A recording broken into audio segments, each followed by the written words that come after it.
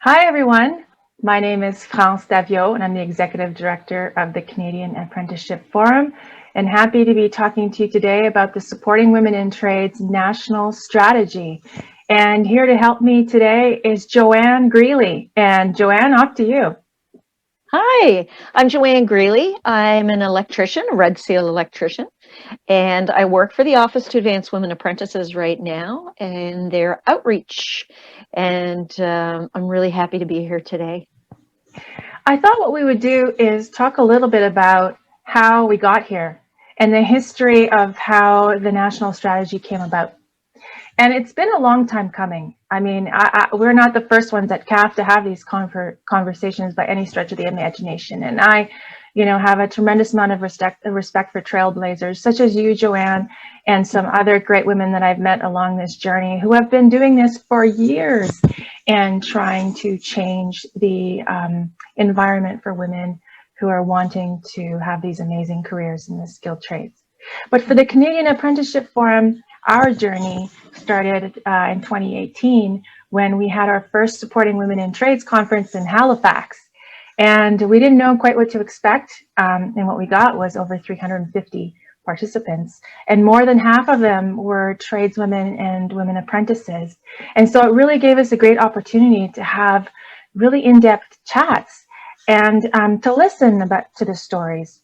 But one of the things that we wanted to do was state the barriers. There's a lot of research has been done on that, but promise to keep them in mind because they're important, but not focus on them.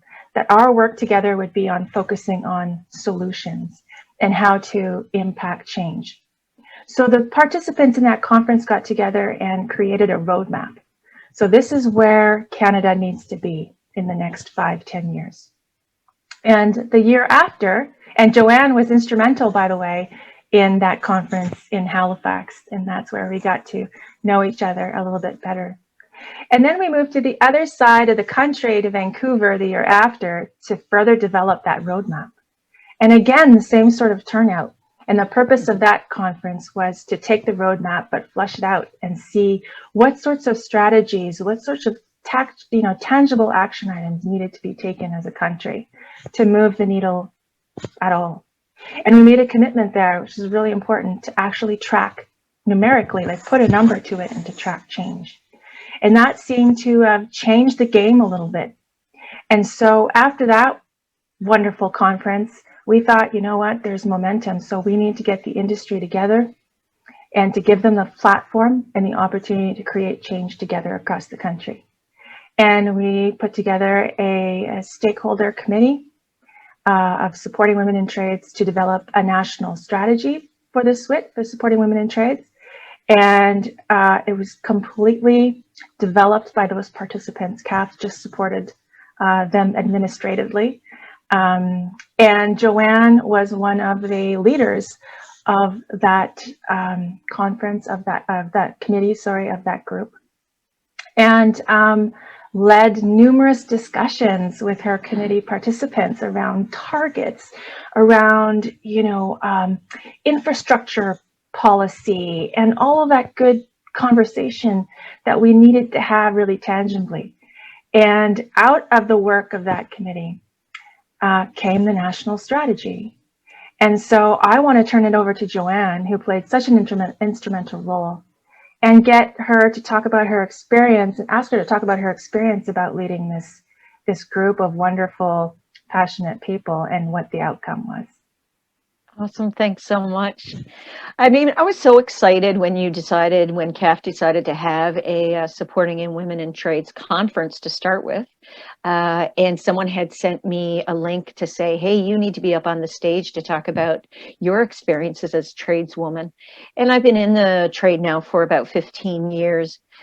I think I was surprised because I came into the trade later in life at 35. So I figured I would just go to school, leave school, and go to work as an electrician. And I had worked in more male-dominated careers in the past, so I didn't really expect anything different to happen.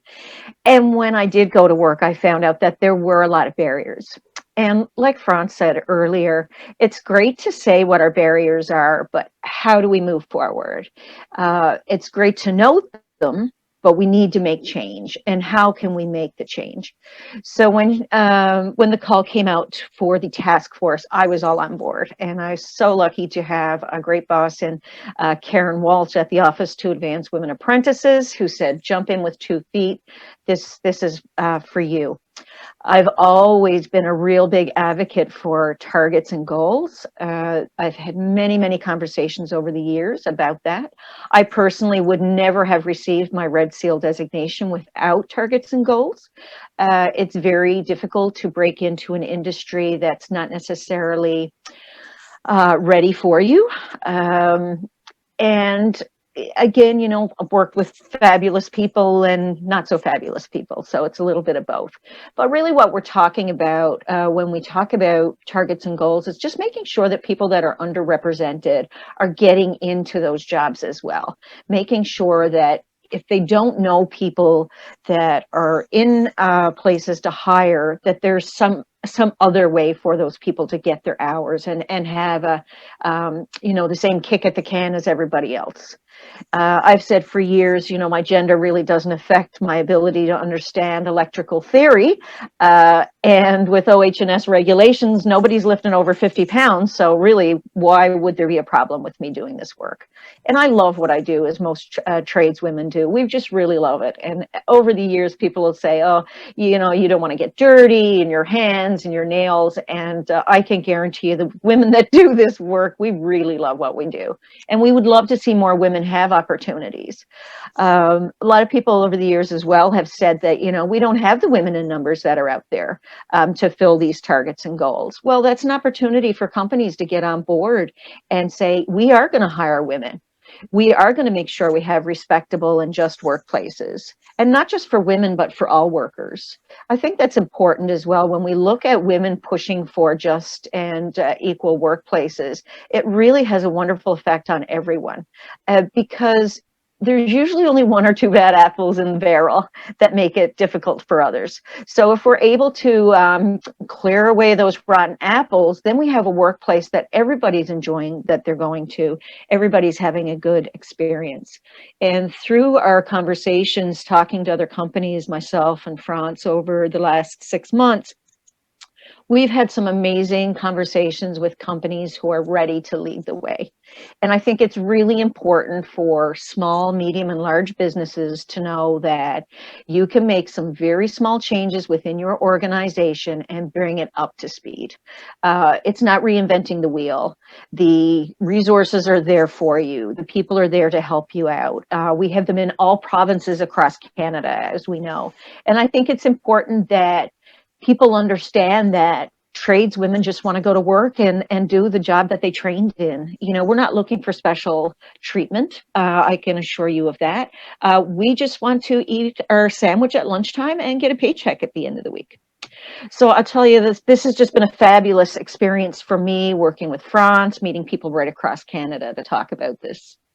Well, I've been really inspired working with all of you. And I think what makes this sort of a special as a movement is that we're really challenging employers to take action and to take the risk in publishing their numbers with us and becoming employer champions. It really starts with the employers to make sure that there is a safe and inclusive environment for women to be able to, advance in these careers and enter these fields. And I think this is one of the great things about this national strategy. It's not rocket science. It's not super complex. We're just stating the obvious, and we're creating a platform, and we're saying no more excuses. In 2021, there's no excuse that as an employers don't have the tools or the knowledge or understanding to make workplaces safe and inclusive. And in fact, part of this national strategy, when you visit the website, you'll see a bunch of resources of things that have been tried, best demonstrated practices, HR policies, all things that can support employers in making sure that they affect change. And thank you to all of the employers who have become champions so far, to all the allies that have joined the movement. They really are champions for change. And I really believe that we're in a good position to be able to hit our target of 15% of women across the skilled trades in by 2030. So Yeah, it's very doable.